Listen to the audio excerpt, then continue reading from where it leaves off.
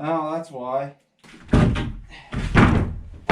This is how I'm getting my power. Welcome to my new home. Welcome to my new project. Wow, I know this isn't quite welding related, but it kind of is. So I'm taking all my stuff out of my garage to get it away from the attached house and bringing it into here. This is a 10 by 16 shed. I'm going to use about half of it, which is right here. And the other half I'm going to use for my storage. That way I have more room for stuff. Well, I'm going to show you how you can take a small space like this and turn it into a pretty decent working space. Now, I've got a couple extra I got a couple things I need to do before I get diving into bringing my stuff in. For one, this floor sunk a little bit more than I thought. I gotta find out why and repair it. And I've also got to seal up all the holes. We've had rats and wasp nests and mice. You name it, it's been in here. I think I'm gonna cut this floor out. So this floor was already soaked up in hydraulic fluid and sinking, so cutting this piece of plywood out gives me the opportunity to look at these floor joists and see what exactly I need to do to bring it back to level. And then I'll put a new piece down and replace that floor so it's nice and clean. Oh, that's why. These floor joists, which actually look better than I thought, they're floating. They don't have support under them. One thing that's important to know is that this is obviously not the right way to do it. What I'm doing is I'm just trying to make this last as long as I can before I build a new one. So I got some support under here. I put some feet on here. It distributes the weight a little bit. Right here, literally right here, I'm putting my fab table. And that fab table, I usually put a motorcycle up here or something heavy. So if anywhere is going to have the most support, I need it right here. So I'm going to add some more support here, and then we'll throw the plywood on.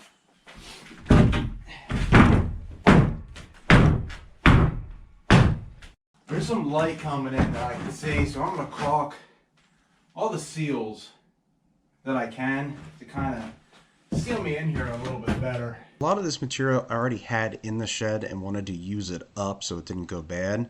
So I have this OSB plywood that I used for the bottom 4 foot of the wall just to keep everything looking cleaner and in order to seal up a little bit better. I'm not insulating the shed, I'm not going that crazy, but I am putting a diesel heater in here that I've been testing and reviewing.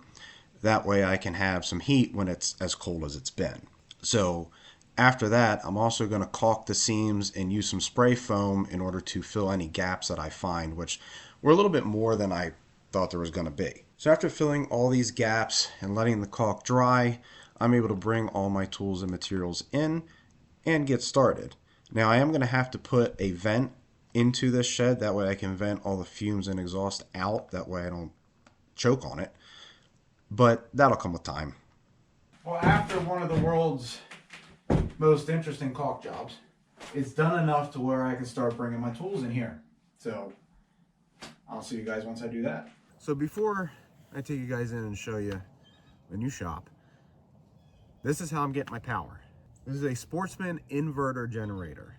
I don't have a separate electrical run going to the shed, so I'm using this for the time being. I might get electric run too here, but for now, this works great. It's nice and quiet for its size.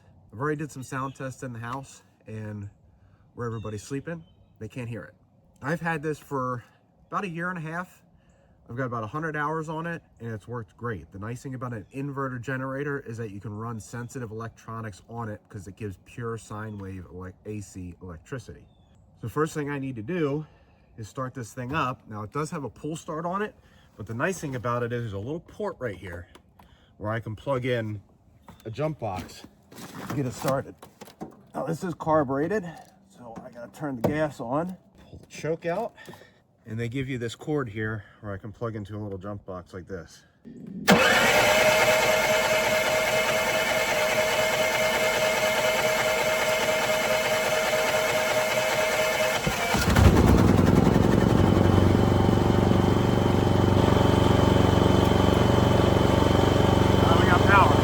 Well, welcome to my new home. Well, at least my workshop. Now, the reason why I put everything into the shed is to keep the dust down in the garage We're also going to try and park 2 cars plus the tractor and the motorcycle in there. And I want to keep everything clean and away from the house. So if you're looking to set up your own little weld shop, like I said, this is a 10 by 16 shed, and I'm using probably about 60% of it. So I would imagine a 10 by 12 or maybe even an 8 by 10, depending on what you're looking to do, should suffice just fine. Now my generator that I have, that's an 8750 surge watts. It can sustain 6,500 or 7,000 watts continuously. It's also capable of running a 220 volt 50 amp plug. So I can plug my welder into 220 and use the full capability of that thing now, all the time. I have a light that plugs in up on the corner up here. I've got a extension cord with a 4-prong outlet that can sustain 20 amps. And then I have a 20 amp breaker on the generator as well. So I can plug my drill press in there. I've got my diesel heater in there, which I'm going to have a video reviewing that thing here shortly. And I can plug my winch in and all that stuff. But this is a basic setup of a home shop that anybody can do. So let me show you around a little bit. So I was able to take my 3 foot by 8 foot lift table in here. I can still put a motorcycle in. I do have an overhead light. I'm going to have to raise that up a little bit. But I have an overhead light plugged in. The winch plugs into 110. I can use it right off of there, and I can pull a motorcycle up here. Now, if you guys remember from my video on how to make this table, this vise goes into that 2-inch receiver, so I can put that in when I need it and take it off when I don't. Over here, I got toolboxes. Yes Motor CT2050 will live up there. I got these little toolboxes from Lowe's. Got drill bits in one. This has all my drill bit stuff. This has all my TIG stuff and plasma cutter stuff. And of course, you guys probably already saw my wall of tools. These are all the tools that I use on a daily basis. I have other tools. I have another toolbox under here. I've got welding rods under here and some other things. But these are the tools that I use daily. I got my leads hung up. I got my levels hung up. I got my knurling tool, which is really nice. And a bunch of other things. Over on this side, I like to put everything on wheels so I can move it around as needed. There's my cutting table. So I have a miter saw, a stand-up bandsaw. There's that diesel heater that I'm going to do a review on. And then I put my drill press in here to drill some things. One thing I want to mention too is, at all possible, use battery-powered tools. I have a battery-powered grinder, battery-powered drill, and all that other stuff. Battery-powered saw.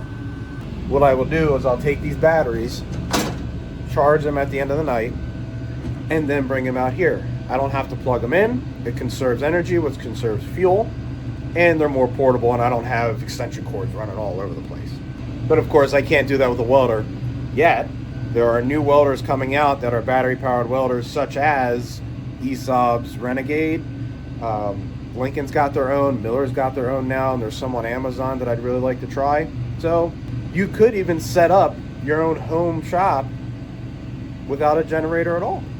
Now, the one thing I am going to add eventually is I'm going to put a vent at the top of the roof here with an electric fan. That way I can move all the fumes out. That's going to be coming soon. The one thing to notice too is that almost all sheds have a wood floor.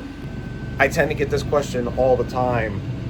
If I'm going to weld on my shed, am I going to catch the floor on fire? The short answer is yes, you could. It takes a lot of heat in a consistent spot in order for the wood to catch fire. Pay close attention to what you're doing. What I would do is, around the seams of your floor, use some window caulk or silicone sealant. That stuff is less flammable, and it'll keep the sparks from getting under and starting something that you can't see. The other thing you can do too is you can do an epoxy coating on the floor, or you can put a rubber mat down.